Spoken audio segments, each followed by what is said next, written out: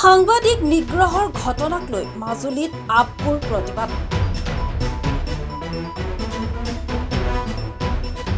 ND24 সাংবাদিক বিমলজ্যোতি নাথ আৰু প্ৰাগ নিউজৰ সাংবাদিকক মাধুৰ্য শইকীয়াৰ আক্ৰমণৰ প্ৰতিবাদ মাজুলীৰ আপবোৰ।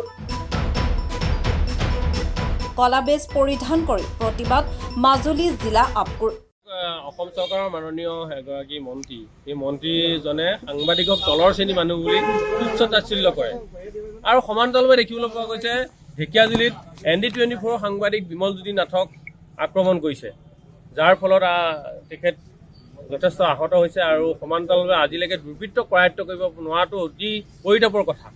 আৰু সেই বিমলজ্যোতি নাথক আক্ৰমণৰ সমান্তৰালভাৱে যোৱাকালি আৰু এটা ঘটনা সংঘটিত হ'ল চিলাপথাৰত। মাধুৰ্য শইকীয়া, প্ৰাগ নিউজৰ সাংবাদিক মাধুৰ্য শইকীয়াক আক্ৰমণ কৰিছে দুৰ্বৃত্তই। এনেধৰণৰ ধাৰাবাহিকভাৱে এই বিজেপি চৰকাৰৰ দিনত অসমত সাংবাদিকক আক্ৰমণ কৰাৰ ঘটনা সঘনাই সংঘটিত হৈছে আৰু সমান্তৰালভাৱে মন্ত্ৰীয়েও তুচ্ছ তাচ্ছিল্য কৰিব লৈছে। এই প্ৰক্ৰিয়াটো আচলতে বিজেপি চৰকাৰৰ দিনত আৰম্ভ হৈছে। আমি গৰিহণা দিছোঁ তীব্ৰ ভাষাৰে মাজুলী জিলা আপটোৱে, আৰু সমান্তৰালভাৱে যিসকল দুৰ্বৃত্ত সেই দুৰ্বৃত্তক কৰায়ত্ব কৰি সেই দুৰ্বৃত্তসকলক দৃষ্টান্তমূলক শাস্তি গ্ৰহণ কৰিব লাগে।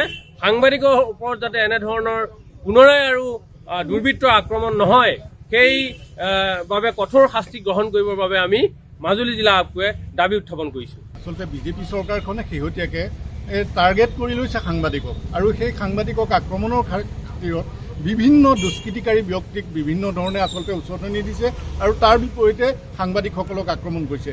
এনেধৰণে আচলতে অসমৰ যি বিজেপি চৰকাৰৰ দিনত সাংবাদিকৰ এই মুহূৰ্তত সুৰক্ষা নাই। হয়তো আগন্তুক যি বিধানসভা নিৰ্বাচন আছে, নিৰ্বাচনলৈকে সাংবাদিকৰ ওপৰত এনেধৰণৰ ধাৰাবাহিক আক্ৰমণ অব্যাহত থাকিব। আৰু তাৰ কাৰণে আচলতে সাংবাদিকসকলে কিছু ক'লা কাপোৰ কিনি থ'ব লাগিব। সেই ক'লা কাপোৰে প্ৰতিদিনে আক্ৰমণ হ'ব, তাৰপিছত প্ৰতিবাদ সাব্যস্ত কৰিব লাগিব। কিন্তু চৰকাৰখনৰ আছে কি? চৰকাৰখনে কৰিব লাগে কি? সাংবাদিকসকলৰ একোজন ব্যক্তি, সেইসকলক সুৰক্ষা দিয়াৰ দায়িত্ব চৰকাৰখনৰ আছে। চৰকাৰখনৰ গৃহমন্ত্ৰীগৰাকী আছে, আৰক্ষী প্ৰশাসনৰ আছে, কিন্তু তাৰ বিপৰীতে তেওঁলোকে নাকত তেল দি শুই থকাৰ এক অৱস্থা লোৱা দেখিবলৈ পোৱা গৈছে। এনেধৰণৰ ব্যৱস্থাৰ মাজত আচলতে সাংবাদিকসকলে যি সংবাদ পৰিৱেশন, সাধাৰণ নাগৰিকৰ যিবোৰ সমস্যাক ৰাইজৰ মাজলৈ উলিয়াই আনে সাংবাদিকে, কিন্তু সেই সমস্যাবোৰ যেতিয়া ল'বলৈ আগবাঢ়ি যোৱা হয়, সেই মুহূৰ্ততে আচলতে প্ৰশাসনৰ আচলতে এটা দুষ্ট চক্ৰক উচতনি দি সাংবাদিকৰ ওপৰত ধাৰাবাহিক আক্ৰমণ হৈছে, আৰু ইয়াৰ বিৰুদ্ধে এই মুহূৰ্তত মাজুলী জিলা আপটোৱে প্ৰতিবাদ সাব্যস্ত কৰিছে।